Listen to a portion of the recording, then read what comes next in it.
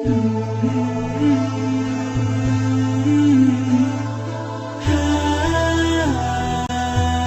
lanjutkan pada pasal yang ke-12 ini. Sebelum kita masuk kepada pasal yang ke-13, penulis menerangkan, wa idza shalla al-musafir, kalau seorang musafir, orang yang melakukan perjalanan jauh, kemudian ia diperbolehkan untuk mengqashar salat, sudah memenuhi syarat untuk mengqashar salat dari 4 menjadi 2. Khalfal muqim, kalau orang musafir ini salat bermakmum di belakang orang yang muqim, orang yang tidak qashar, artinya muqim itu salatnya 4 rakaat.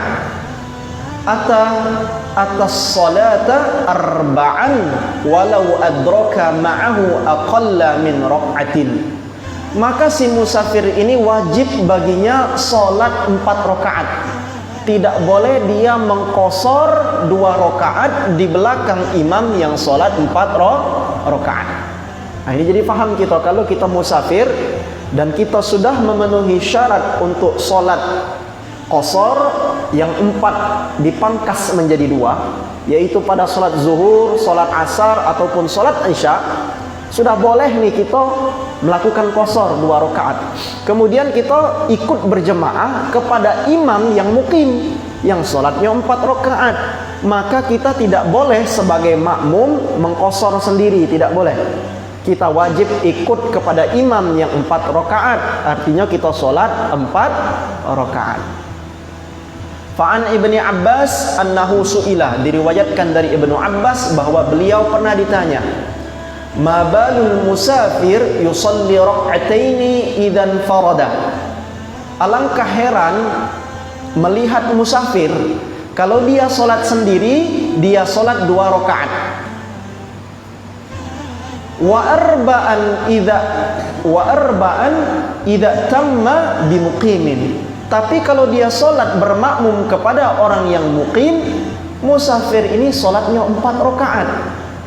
Faqala, kemudian Ibnu Abbas menjawab, tilka as-sunnah, itulah sunnah Nabi Muhammad sallallahu alaihi wasallam.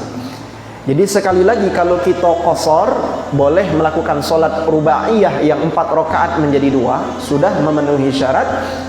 Maka ketika kita bermakmum kepada imam yang muqim, tidak boleh kita qashar 2 rakaat sebagai makmum di belakang imam yang muqim.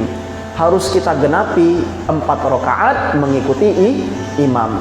Karena di dalam sabda Rasulullah yang lain, innama ju'ilal imam liyutamma bih, sesungguhnya imam itu dijadikan untuk diikuti. Imam 4 rakaat, kita sebagai makmum yang semula qashar tidak boleh 2 rakaat, kita harus sempurna 4 rakaat. Tetapi berbeda sebaliknya jemaah sekalian, kalau yang imam itu musafir yang qashar 2 rakaat, sedangkan makmumnya muqim yang 4 rakaat, maka ini boleh. Ketika sang musafir sebagai imam salat 2 rakaat, pada rakaat yang kedua ia salam selesai, maka makmum yang muqim yang 4 rakaat tinggal berdiri melanjutkan 2 rakaat yang sisa. Itu kalau imamnya musafir.